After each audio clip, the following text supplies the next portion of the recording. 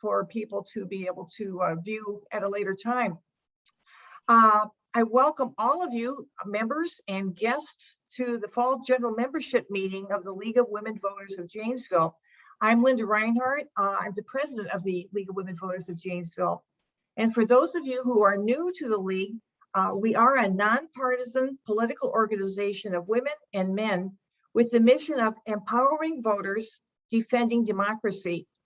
We do this in two ways. First, through voter services and citizen education. We provide election information, voter registration assistance, and candidate forums, among other things.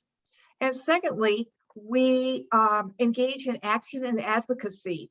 The League takes positions on key public policy issues after study, debate, and consensus of our members. We are nonpartisan. We neither support nor oppose any political party or candidate for any public office. We currently have members working on committees related to voter services and education. Lisa Johnson chairs this committee, and she'll be speaking with you in a few minutes. We have a diversity, equity, and inclusion committee that works with issues of equity, inclusion, and diversity within our league and in our community. Mary Bulow chairs this committee, and we're engaged in study on in areas of current interest. Currently, we're looking at affordable housing and tenant eviction rates in Rock County. We also have an observer corps. It's not been very active lately, because, but we encourage League members to observe the meetings of local governmental boards and committees to follow the issues that they are addressing. An example of how this worked a couple of years ago is that observers noted that several different government groups were dealing with issues related to opioid abuse. And that led us to our league and other groups to co-sponsor a community forum on the extent of the the opioid abuse problem in Rock County. So if there is a government board or committee that you are interested in following, please let us know. Deb Colsty is the person who will be organizing the Observer Corps for our league.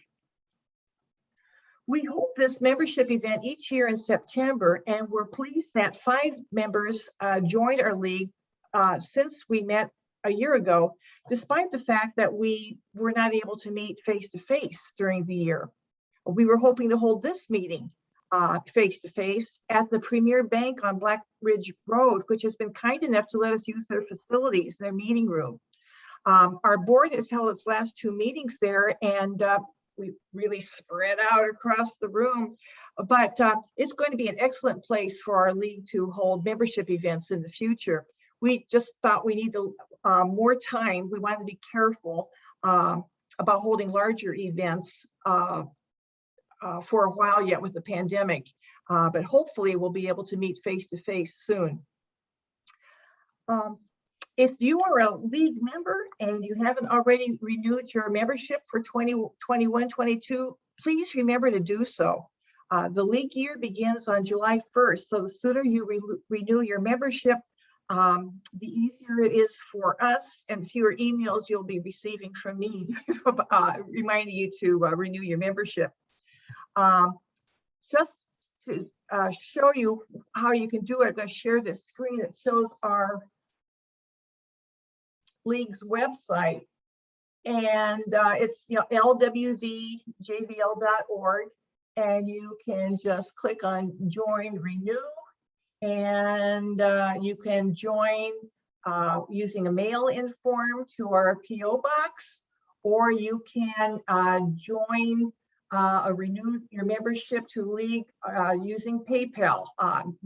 PayPal accepts credit cards. You don't have to have a PayPal account to use this, but we encourage you to renew your membership soon. Carol Hertzig has done a great job of preparing our membership directory for 2021-22, and board members will begin to distribute them to members who paid their dues, renewed their membership.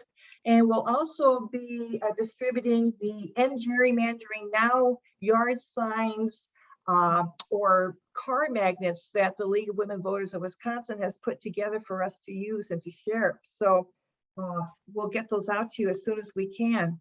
And any guest who joins the League a week or so after this meeting, we'll make sure that you get a directory and a yard sign too. We're hoping that more men and women and students will become members of the League in the next year because we have a lot of work to do. The census was completed in 2020 and lawmakers are in the process of redrawing the maps of congressional and state legislative districts. And we're concerned about that. And that's why we invited our speaker, Debra Cronmiller, to speak with us tonight. She'll explain why this redistricting process is so important and what League members and others can do to encourage our state legislators to conduct a fair redistricting process. So as you talk with others about redistricting or gerrymandering, registering to vote and so forth, if they seem interested in the League, please encourage them to contact us through our website. There's a contact button in the upper right-hand corner of the page, or you can send us their name and contact information, and we'll contact them. So please, keep your eye on our website and Facebook pages. Check them frequently because you'll find information about meetings and events that may be added between the times that the monthly newsletter, The Voter, comes out. So just to remind you of some upcoming events, Tuesday, September 28th is National Voter Registration Day, and Lisa Johnson will tell you more about that in a couple of minutes. Tuesday, October 12th, there will be an affordable housing program at the Hedberg Public Library at 6:00 p.m. We are co-sponsors of that event, and Kelly Bedessum, the City of Janesville Housing Services Director, is going to discuss the state of affordable housing in Janesville. So I know many of us are interested in that issue. On Saturday, October 23rd, the Beloit Janesville Symphony Beloit Janesville Symphony Orchestra concert will have the theme of missed anniversaries. They're observing the passage of the ratification of the 19th Amendment that was 100 years ago in 2020 that they missed because they didn't have a concert season last year. And they also missed celebrating Beethoven's 250th birthday. So the program on October 23rd, the first half will be a program of music by women composers, and a woman soloist is going to be performing. And they have asked the League, the BJSO has asked the Leagues of Beloit and Janesville to provide some program notes for the program, and have invited us to set up a display in the concert hall. So the concert in Janesville will be on Saturday at 7:30 at JPAC, and the concert in Beloit will be at 2:30 at the castle. So we hope that a lot of women and League members in particular will attend that concert. And then on Saturday, October 30th, the League of Women Voters of Wisconsin's issue briefings is going to be held in Madison. It's going to be a hybrid event. So if you would prefer not to attend in person, you'll be able to attend online, and you'll be seeing more information about that coming from the League. And Deb may have a few words to say about that. We've actually changed it to be all virtual. All virtual, okay. Yeah. All right, thanks, Deborah. Looking further ahead, Janesville will be hosting the annual League of Women Voters of Beloit and Janesville's annual event, formerly known as the Susan B. Anthony Birthday Party. The event has been held in February, and we're hesitant to plan a luncheon for the occasion because of COVID and also because it's February.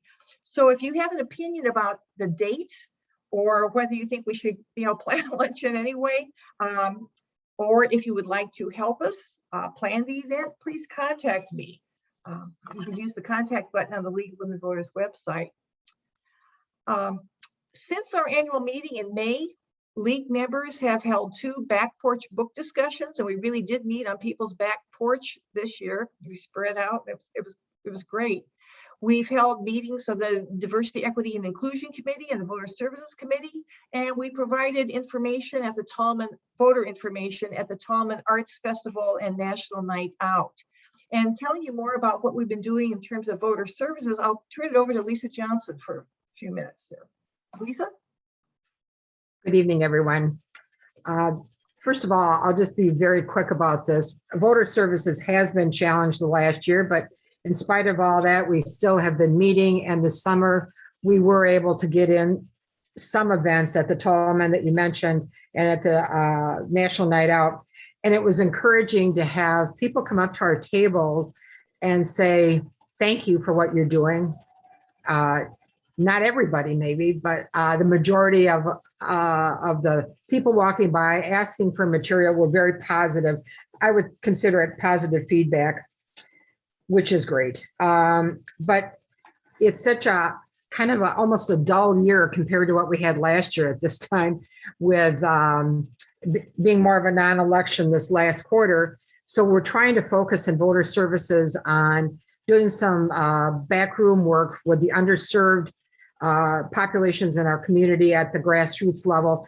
What can we do to get out there, help them understand how to get ready to vote? Are they ready now? Have they gotten any material? It's just hard because of the pandemic. So if you're at all interested in doing this type of work within the league, which is very meaningful because voting is actually a fundamental right, we all need to help people that are eligible to vote. We have a voter services meeting the second Tuesday via Zoom, and you can join us. The information will be on our website. But this next Tuesday, we're going to plan September 28th, the National Voter Registration Day. We have some materials coming from a national level that are very exciting, as well as partnering in the future with the Disability Vote Coalition in Wisconsin on some events. So even though it's a little challenging to connect with people, it still can be done, if no other way than through social media if we can't get out in the public. So all of our resources, I'm so thankful for through the State League and the National League on the how-tos on making use of social media. So other than that, if you're interested in doing some voter education, voter services type activities, try us out on a Tuesday night, second Tuesday of every month, and see what we're all about. And it might be something that will work for your schedule and help the community. Thank you, Linda. Hey, thank you, Lisa. I'm going to introduce our speaker this evening. Before I do, though, I'd like to invite you to, if you have questions that you would like to address to Deb, please type them into the chat area of your Zoom feed, and we will give them to Deb after she's done with her remarks. Earlier this summer, when our Janesville board was beginning to plan this meeting, we discussed who we would like to invite to be our guest speaker. This is a meeting where we invite our league members to come, but we also encourage them to invite guests to attend as well. And we were hoping to find a speaker who would be on top of issues of interest to league members, but who could also have a message for a broad audience of those who have an interest in good government. So Debra Cronmiller was our clear choice, and I'm so happy that she's going to be able to be our speaker this evening. Debra Cronmiller is the Executive Director of the League of Women Voters of Wisconsin.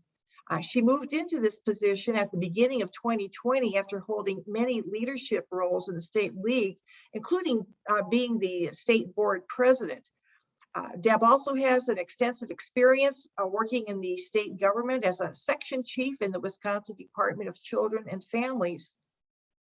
As a local league president, I have appreciated how well Deb and the state league staff keeps us informed of updates at the state level, including updates on lawsuits in which the league is engaged, like the one filed last month that challenges Wisconsin's state legislative maps. Debra is also a member of the leadership team of the Wisconsin Fair Maps Coalition, so she is eminently qualified to speak on the issues of the efforts to end gerrymandering in Wisconsin and to let us know what we can do to help. So Deb, I'd like to turn it over to you. Thank you and welcome. Thank you, and thank you so much for the invitation. It's always a pleasure to speak to local league members. You sing from the same page of paper that I do, so it's very exciting for me as a speaker. Let me try to do the thing which is share my screen. All right. So there's the beginning. Does everyone see that? Okay, good. What I want to do or want to accomplish this evening is kind of go over some nuts and bolts about why gerrymandering is a problem, how we kind of got into this problem situation in Wisconsin 10 years ago, and how we have been working over the last 10 years to ensure that in this redistricting cycle, we do not end up with the same gerrymandered maps that we'll be stuck with for the next 10 years. So that's what I kind of broad overview. That's what I'm hoping we will accomplish here today. Gerrymandering on its surface is a number of things. It can be a manipulation of our boundaries to put people all of one race together, or to do just the opposite, to crack them up.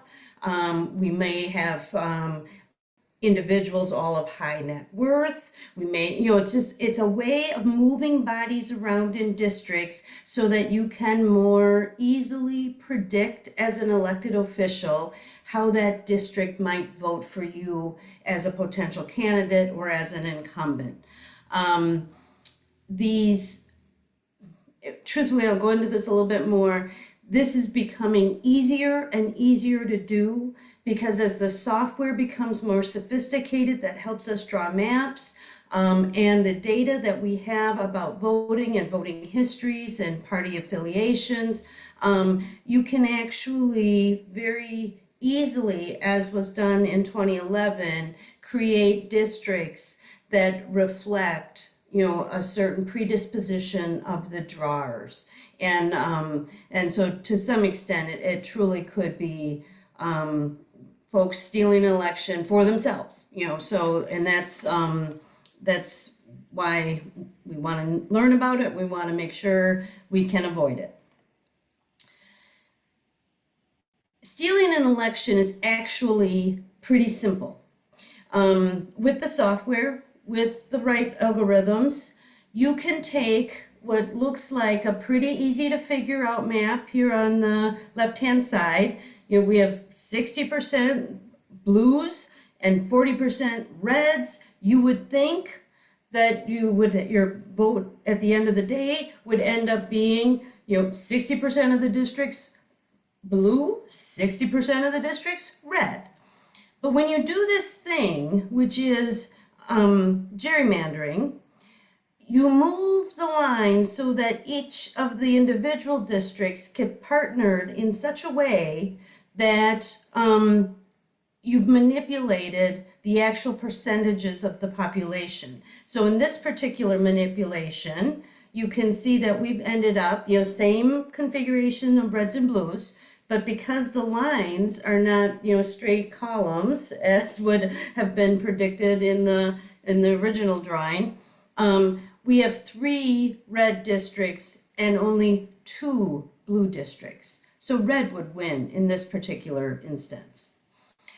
This process is called packing and cracking, and it really is a purposeful and intentioned way of designing a district so that the opposition to the drawer is least favored and that the supporters of the drawer would be most favored. And you do that by moving, like in the state of Wisconsin, though we have in the 2011, we're a very purple state, but we ended up with maps that very much favor Republicans, and it kept them in their incumbent positions, and additional Republicans actually were able to take office through the elections since 2011.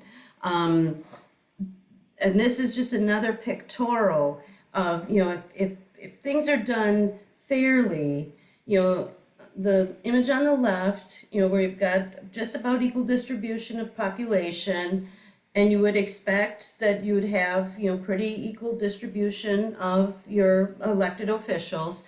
When you move the lines around so that the individuals within the districts become concentrated or divided, from their others who would vote like them, you get a completely different but predictable result.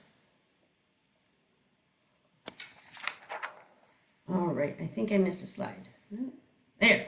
The impact, therefore, is on we the voters, but it's also on the candidates. It is, in fact, a result of gerrymandering that if you are a Republican in a packed Democratic district, when you go to vote, your district is not going to, your vote rather in your district is really not going to count. You have no voice essentially. And that leads voters to feel helpless, and that feeling of helplessness, unfortunately, can result in lower desire to turn out to vote. So just the opposite of what the league has been doing for 101 years, trying to get people to the polls, get them motivated, get them educated, make sure we're exercising the franchise. But when you think to yourself, oh, it doesn't matter, you stay home. Elections also lose their competitiveness. When a candidate knows he can't or she can't win in a particular district because of how it's been configured, why bother? Elections are not easy for anyone, even on a good day. In a most fair system, there's a lot that a candidate needs to do, a lot of meet and greet, a lot of understanding of issues, investment of money and resources, some of that personal and some of that they would have to raise. And if you feel as a candidate that there's no way you can win, why would you go through that exercise? So that's how in the last number of years, we've seen more and more uncontested races because the incumbent is likely going to be the victor. And we lose that competitiveness. And then I think the most insidious sort of response to gerrymandering is what we have seen happen across the nation, and this is not just a Wisconsin problem, but this intensification of partisanship. Because the gerrymandering creates these extremes of positions, what is allowed to happen are candidates that are elected can hold and do hold kind of the most extreme positions on the spectrum of their party's platform. Because who they're really talking to now is no longer the voters. We know the voters feel helpless because they really can't influence the outcome of the election, but they're now beholden to the money and to the party and to the leadership. And so that is forcing our politicians oftentimes into these really polarizing positions. And truthfully, as we know, that's just not good for elections and not good for democracy. I basically just said that. I know my speech too well here. I do want to just say that it is incredibly important that we as league members understand the truly deleterious effect that gerrymandering has and has had in the state of Wisconsin. And, we say frequently, I say frequently when I'm talking, when I'm writing, when we're talking with the press, when we're doing letters to the editor, a democracy works when the voters elect their officials, not the other way around. And we just need to keep that message in the public conversation constantly. So we really do have a positive narrative about why we want fair maps versus more negative narratives that can take wing when we're not coming with those positive narratives. My friend Dale Schultz, who is a speaker, has been around the state about the power of gerrymandering and why it is a power grab. He's indicated that, and I think in Wisconsin, where we think of this as a more a power grab by the GOP because those were the officials who were in place in 2011. We can't kind of pull the wool over our eyes and not see what's happening around the whole nation. If we lived in Illinois, we would be talking about this problem in just the opposite terms, because the Democrats gerrymandered Illinois and Maryland and other states. And so it is a power problem. It is not a political party problem. It's folks who see an opportunity to retain and enhance power and they take it. And it's the gerrymandering allows that kind of partisan control. And when it happens, it's frankly, as we're witnessing in Wisconsin, it's difficult to undo. In 2010, with Act 43, the enactment of our current maps, we saw a lot of impact from that, not the least of which is our actual popular vote in Wisconsin is no longer resulting in districts that would conform to those popular wishes. So in 2018, for instance, where the popular vote came out 1.3 million Democratic votes and 1.1 million Republican votes, so a breakdown of basically 46 to 54%. What happened in the assembly where our districts are gerrymandered, the Democrats won only 36 seats and the Republicans won 63. And so when you think back to those maps of how we pack and crack, that's the result. The people did speak, but their voices essentially were not heard. The other thing I'd like to interject is that, all this time from 2011 to 2018 election, organizations like the League were actively trying to get these maps declared, unconstitutional, essentially. And we invested a good amount of money. The state invested a good amount of money to defend these maps. And that's another negative ramification of gerrymandering. We just saw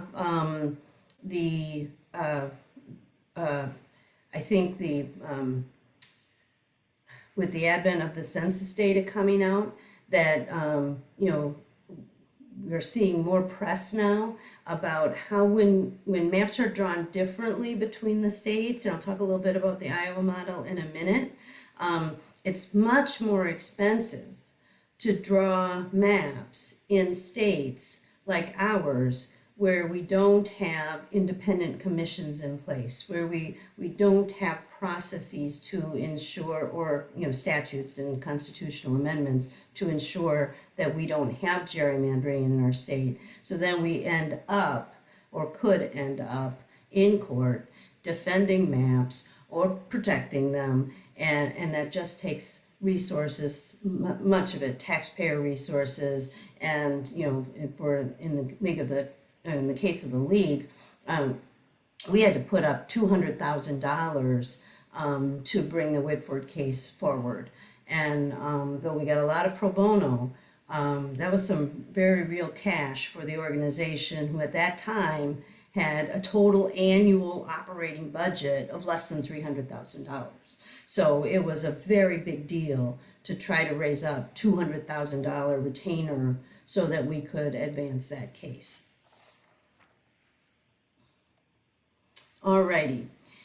This is just another picture of how things have moved. I don't need to convince you all. I think you know the reality in Wisconsin, but we've seen the power of the gerrymandering and how it's impacted our own state maps. And like I say, this is a Wisconsin gerrymander done in 2011 by the trifecta, which was an assembly, a senate, and a governor who all could work together to ensure that the maps that were drawn to favor them got enacted. But keep in mind, in other states, this goes in exactly the opposite direction. All right. And we talked a little bit about, just moments ago, about the Supreme Court, but I want to point out that in June of 2019, when we, the state of Wisconsin, our Whitford case, was on the verge of being heard at the Supreme Court after winning at the appellate level, the Supreme Court did hear the North Carolina case, the Russo case.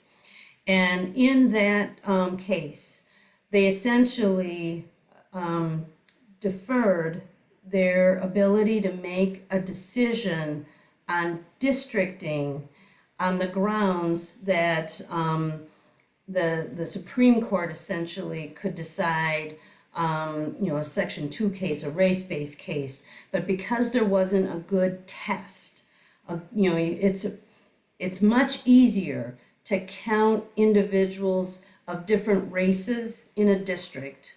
We have that census information, we have that demographic information.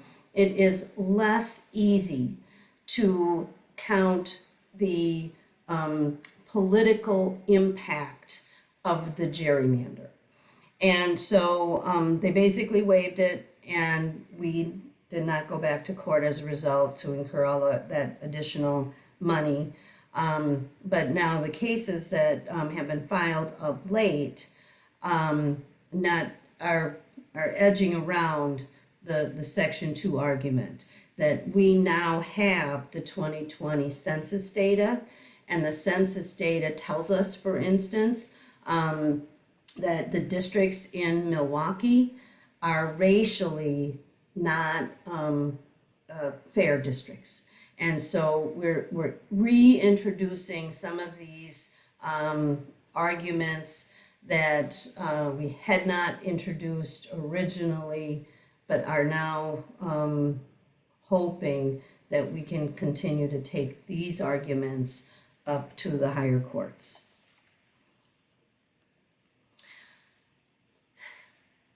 The work that we can do is really trying to educate ourselves, our friends, our neighbors, our family about why better map drawing processes are best for this state and for every state. And the essentially the arguments that we should be using and are using are that when you take the political bias out of map drawing, the maps become, unbiased, and that's then the voice of the people will once again be heard. It's much less expensive. I mean, we've invested millions of dollars in these last 10 years trying to defend or uphold the current maps. Whereas in Iowa, for many cycles now, redistricting cycles, they've had an independent commission. They do things much differently. I'll talk a little bit more about that. They spend about $180,000 a redistricting cycle. $180,000. They hold multiple public hearings. Wisconsin held one. So this idea of it being less expensive, more transparent, have more public input, it's possible. So when the arguments come that, oh no, to do this right, it'll be really expensive, and the public can't be heard because this is a legislator's game to play. It's like, no, that's really not how it has to be. And that's the message that I think more than anything we need to be upholding and lifting with everyone that we can. Now let's talk a little bit about Iowa. The fair districting process that they have in place really takes the party politics out of the maps altogether. They have the legislature like ours that is statutorily responsible to approve the maps, but they do not draw the maps. An independent commission actually draws the maps using the census data and a number of other criteria, competitiveness, that sort of thing.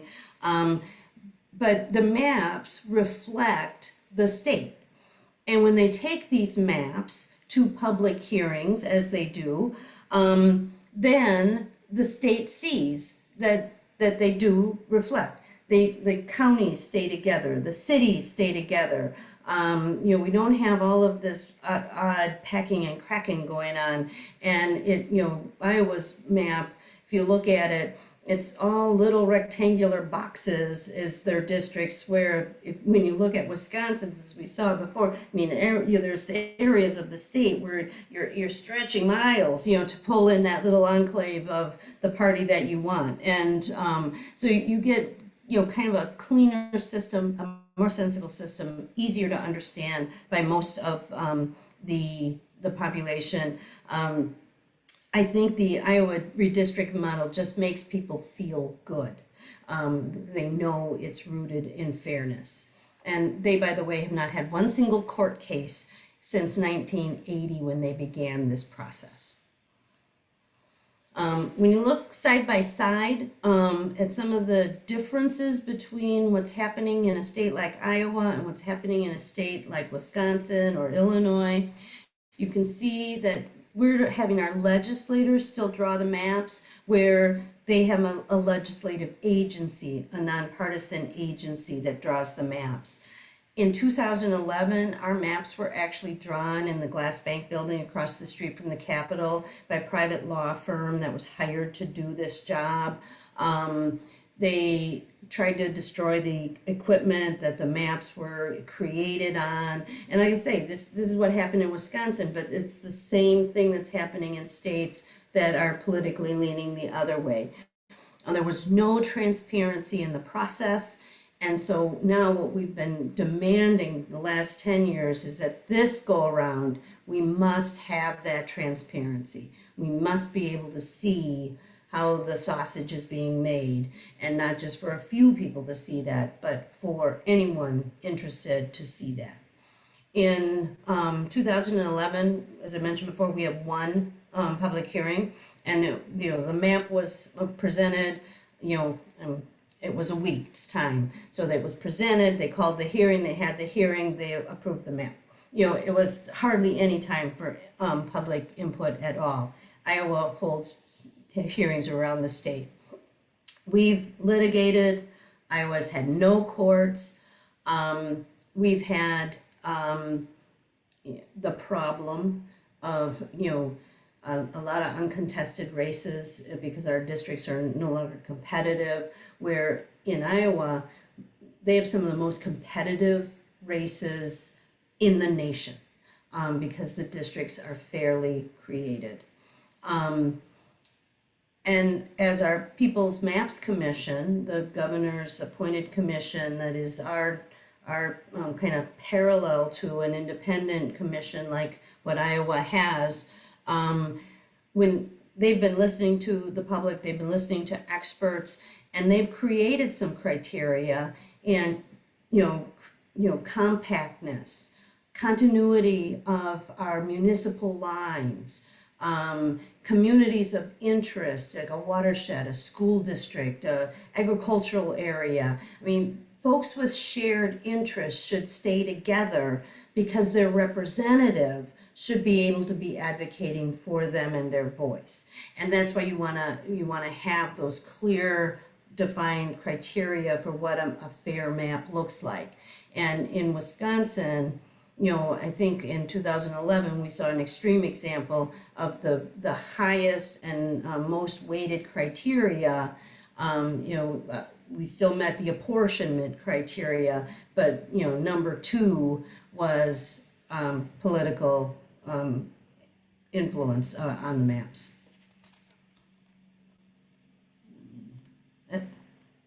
Okay. In the last number of years, we've had some good advocates in the legislature who have tried to statutorily make a rule so that we don't continue to experience this problem census cycle after census cycle. For the first 4 times that this legislation was introduced, it never even got a public hearing, never moved out of committee. This year, we have, the legislation has again been introduced. Deb Andraka, Assembly Representative from Whitefish Bay, and Jeff Smith, Senator from the western part of the state, have reintroduced these bills again. And we are still now using our voices to lift up the message that this needs a public hearing. This cycle, we've had some advantages coming into this this piece of legislation being introduced, not the least of which is the appointment of that People's Maps Commission that has already started the good work of holding public hearings. They held hearings in every congressional district. They called in experts on the districting process from across the nation, from academic super centers, and they've really educated themselves on not only process, but different methods of software, different criteria, and establishing those criteria, and just understanding how maps are drawn and doing it in such an open and transparent way, completely different than the environment that we were in 2011. I have a lot of optimism right now, actually, and so do our partners in the Fair Maps Coalition.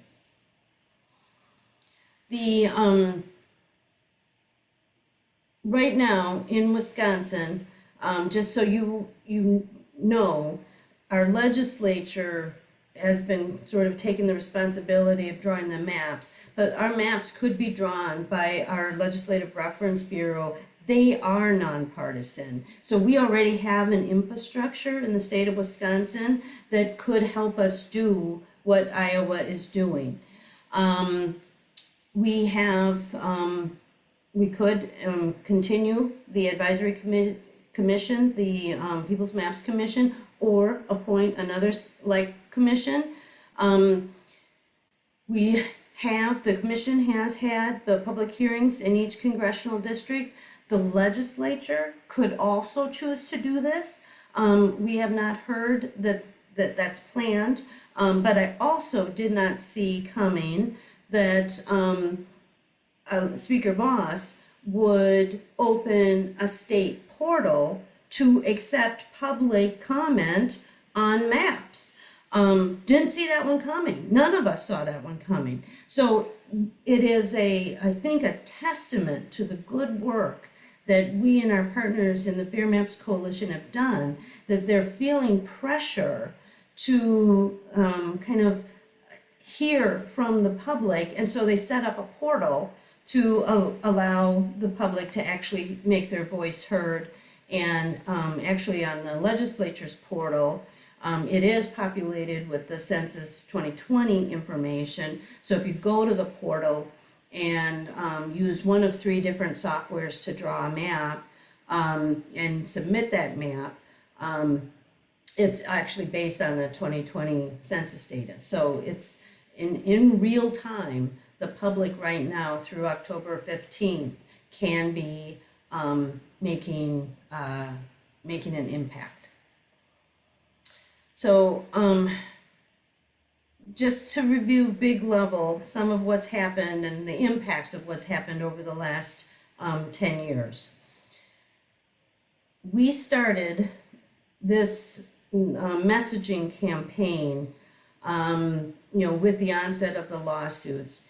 And one of the strategies that we felt was really important as a coalition was to be talking to people throughout the state.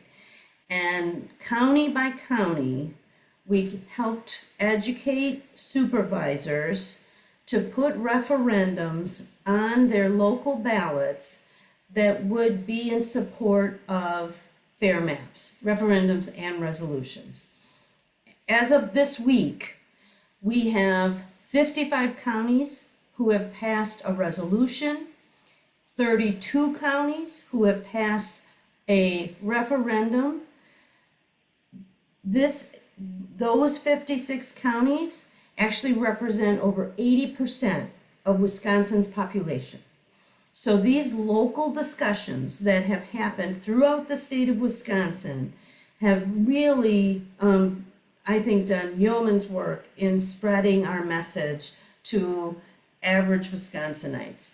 The last number of Marquette polls, and Charles Franken has polled on this a number of times, but the last 2 polls that he's put into the market have indicated that 72% of Wisconsin's population support fair maps. And I'll let you know that the just this week, a new set of data came out. It was released by Represent.us. They released it on September 7th, so just earlier this week. And they're showing, and they had polled, it was 410 Wisconsinites, so a little fewer than Marquette polls. But in their poll, 87% of people asked were opposed to drawing districts that would help one political party or the other. 69% of voters, including 60% of Republicans, said it would be a major problem if districts were gerrymandered. And 82% of everyone polled said that they wanted the districts to be drawn in a public and fully transparent manner.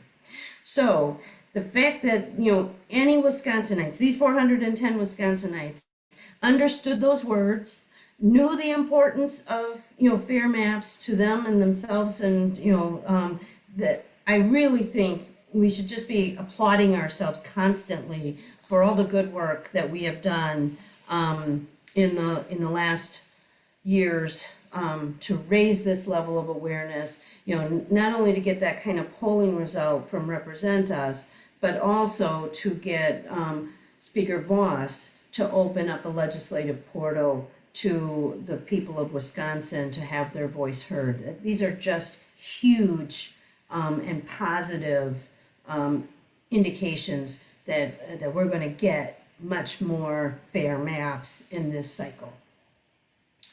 All right. I think you can read quickly, but I think I've gone through all of this already.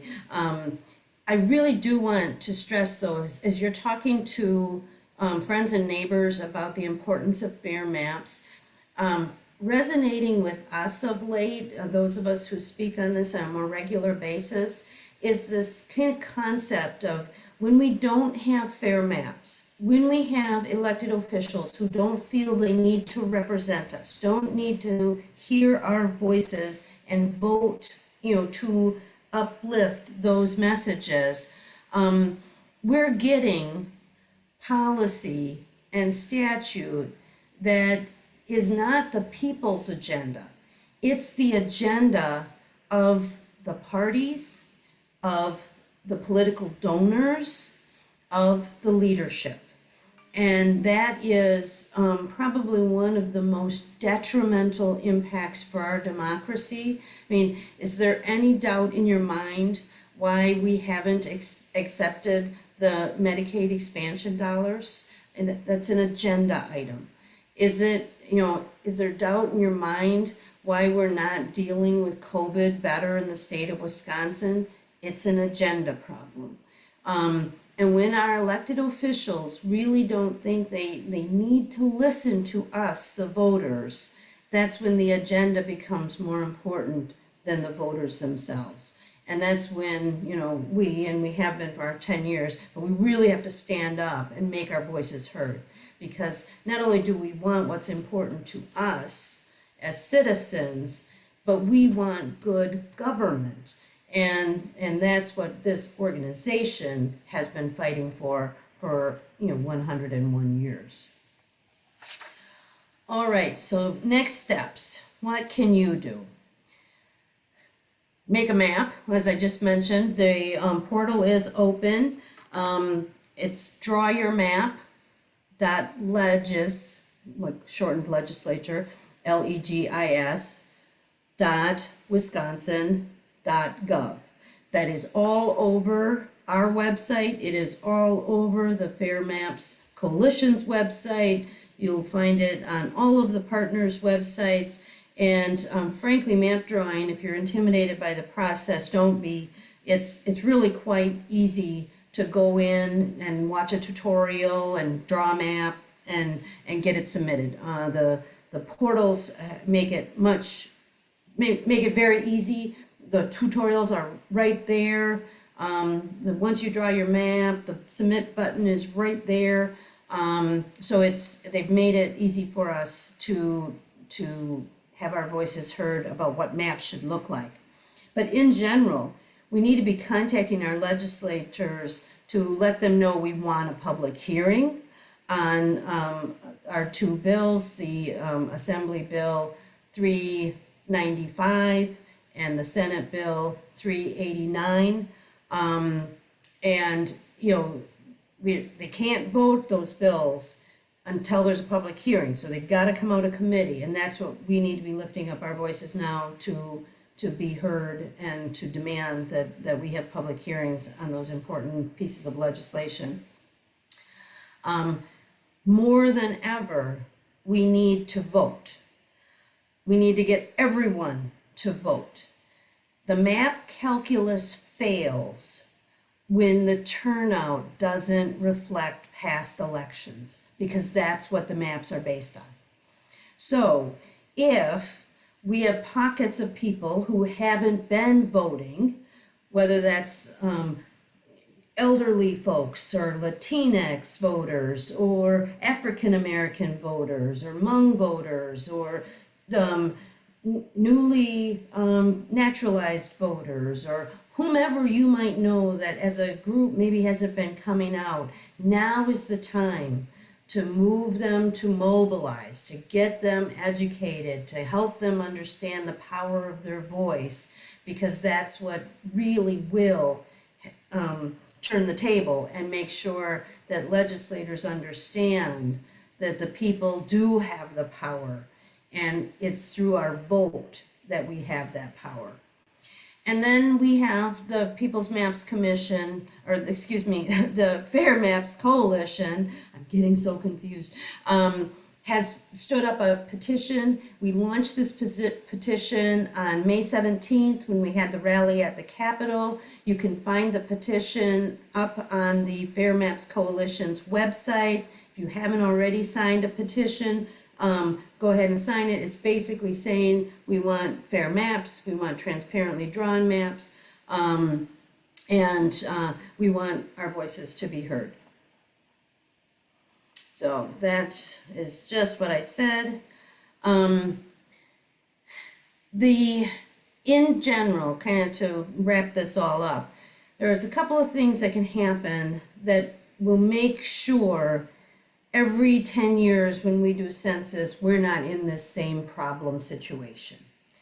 In Wisconsin, passing these bills is one long-term solution, because the bills actually put into statute that you can't use that partisan information to draw maps. So that's one way to long-term fix the problem. Last session, there was a constitutional amendment that was being bantered about. It has not resurfaced in this session, but should it resurface again, we did favor amending the Constitution to ensure that we have the criteria for fair maps embedded in the Constitution and clearly indicate that partisan information would not be part of that criteria. Alrighty. In addition to all that I just said, and what we have seen, and I think your league has already engaged in much of this activity, as individuals, we can be writing letters to our editors of local papers, of regional papers. We know the census data now, and we should make ourselves familiar using the map drawing software with that data. We have some communities in the state of Wisconsin, like the Dane County area, that has population just expanded significantly in the last 10 years. Some areas like Milwaukee saw decreases in population. Some areas in rural Wisconsin saw decreases in population. So we need to make sure that these areas are apportioned correctly when we move to the maps that we'll use for the next 10 years. And then for any guests in the crowd, I strongly urge you to become a member of the league. We stick together. We know how to fight these fights. We can avail ourselves of not only information that we produce and create, but we have partners and friends and allies in so many of the spaces, not just the fair maps, but in all the spaces that we work in, the democracy spaces, the environmental spaces, and together we can really, double down on the impact that we can make. If I haven't impressed it upon you enough, I really do believe that gerrymandering is the biggest threat to our democracy right now. When our elected officials no longer feel they have to represent the people who elected them, because they know who elected them, and it wasn't the voters, it was the money, it was the parties, that's when our democracy is really broken. As I mentioned before, I have so much optimism right now. Things are happening in the state of Wisconsin that, even a year ago, none of us in the fair map space saw coming. We were asking for a commission, an independent commission, and we got that when the governor, appointed a commission. But did I ever in a million years think the legislature would actually open up a portal to hear from the public? Never. Did not even occur to my mind. So we are having an impact bigger perhaps than even we are understanding. I was so excited to see the Represent Us data that came out earlier this week. I think it's further testament to the impact that we're having on the conversation about fair maps and the impact that we're having on the importance of our representative government and our democracy. But with that, I will call it a night, and I'm hopeful, I haven't been looking at the chat, so I'm hopeful that there's some questions there. And there are. Thank you so much, Deb.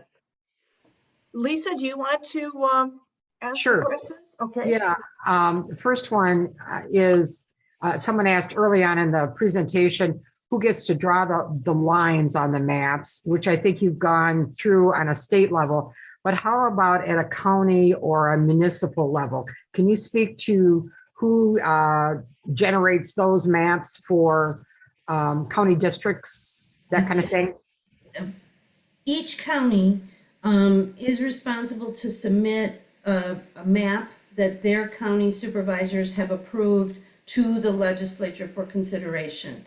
Within the county, each municipality, the cities, they will have to work with the county and work locally to determine what their boundaries are. We know in 10 years, there's been annexations, there's been different things that have changed the boundaries of our municipal lines.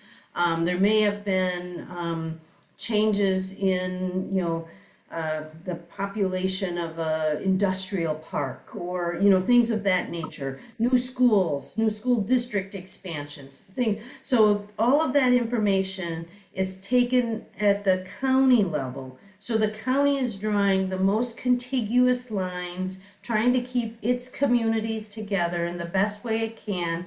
And then, that goes up to the legislature, or the map drawing entity, uses that information and then configures the counties into the congressional districts, and that's how we get the bigger map. Of critical importance to counties after 2011, and this is this is going to sound perhaps partisan, but it's fact, and so I feel comfortable sharing it with you. What happened in 2011 was actually outside of the laws that existed in 2011, because our law actually stipulates that municipalities and counties work together first. The counties go to the state draws the maps, and then and the state is supposed to adhere to the maps that they've been given by the counties. Well, they didn't do that. We know they didn't do that. That's outside the statute of their authority in 2011. So they enacted Act 39. And Act 39 was the backwards way of making legal what they did.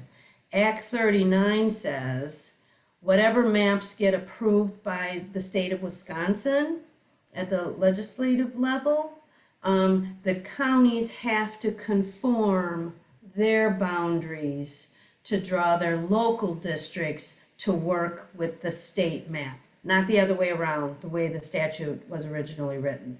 So it's it was a end run, to get the gerrymandered maps that they wanted. I cannot speak just because I'm not knowledgeable if other states have those kind of statutes in place or enacted new statutes, but that's how Wisconsin kind of got around it in 2011. But all the counties do have to get maps up. We're asking that counties do this quickly because we got elections coming next spring.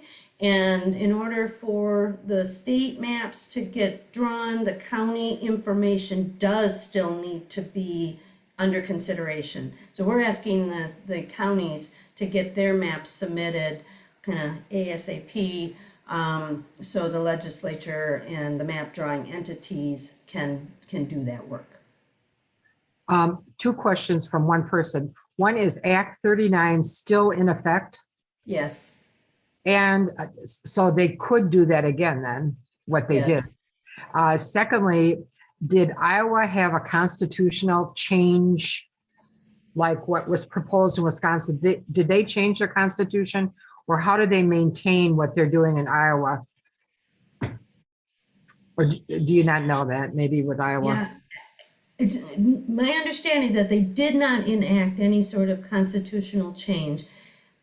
I believe that because this has just worked so well in Iowa since 1980 when they started doing it, and it's so cheap, and they're looking and laughing at all the other states who are doing it differently and spending all the taxpayer dollars, in the way that we are, and other states are, that I can't help but think they're just sitting on their hands saying, don't touch it, it's not broken.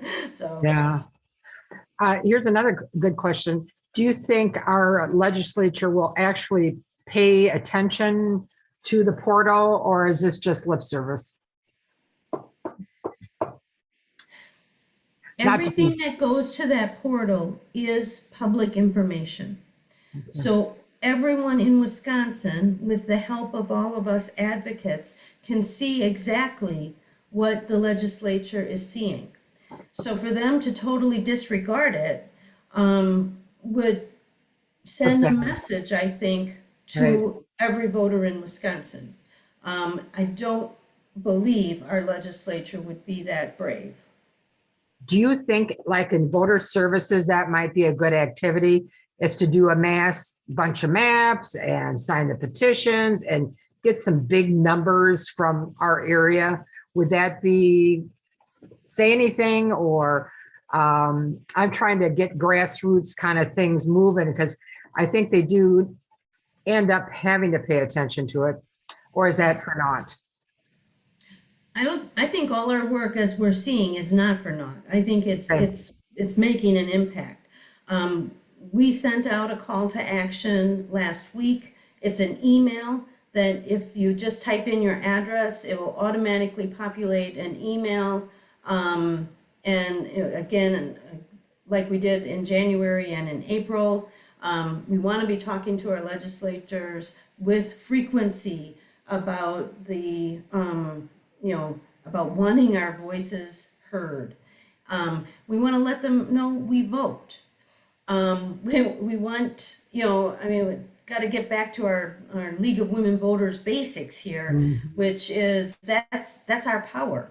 And I like I say, I'm a Pollyanna on some things, a little bit more than some of my other colleagues, but somebody's pressuring, or we would not have got a legislative portal, that's for sure. And who's pressuring? It's the constituents in the Republican districts that are saying, hey, we can't do it like we did it the last time. That's just not going to fly this time. Too many people are watching. That's right. And we are. And so we got to let them know we have eyes on. We have boots on the ground. And we're going to use them. At our events this summer, our voter services events, we had some of the fair map signs posted right in the ground next to our table. And we get a lot of thumbs up. They were drawn to the fair map subject to our table. So people are aware, and it's encouraging. I think I'm with you, Deb, that I do feel encouraged that people are finally paying attention. And I don't think that Act 39 is going to work again, potentially, Right. No, I think that's right. And I think that, Act 39, those of us who are, in this game and do this for, I do it for a living, for gosh darn sakes. You all do it because you're passionate volunteers. But, if you surveyed if you surveyed Wisconsinites tomorrow and asked even if they had any inkling of what Act 39 was, I'm pretty confident, 1 in 100,000 people in Wisconsin would know what Act 39 is. So that's a little known event. We know it, but more importantly, we know the impact that we can have because 10 years ago, did anyone in Wisconsin know the word gerrymandering? I'm going to suggest no. But now everybody does. Yeah. Did people understand 10 years ago what they weren't going to get from their legislators because of gerrymandering? No. Do they know today what they haven't gotten in the last 10 years? There's so many, no matter what your agenda, if you're an advocate for medical marijuana, if you're clean water, to get the lead out of the pipes in Milwaukee, why isn't this stuff happening? Doesn't have to. Any other questions from the room? All right. This has been great fun. Thank you Thank you. all for letting me speak and be passionate with you. And thank you for all you do. It really is. Our strength is that we are all in this game together. And we couldn't do it without you. Thank you so much, Deborah. This was much more encouraging than I expected it to be. So I appreciate your optimism and enthusiasm. Thank you so much. Thank you. Thank you. I am going to end the recording now. I don't know if other people just want to hang around and chat for a while. We can do that. I'm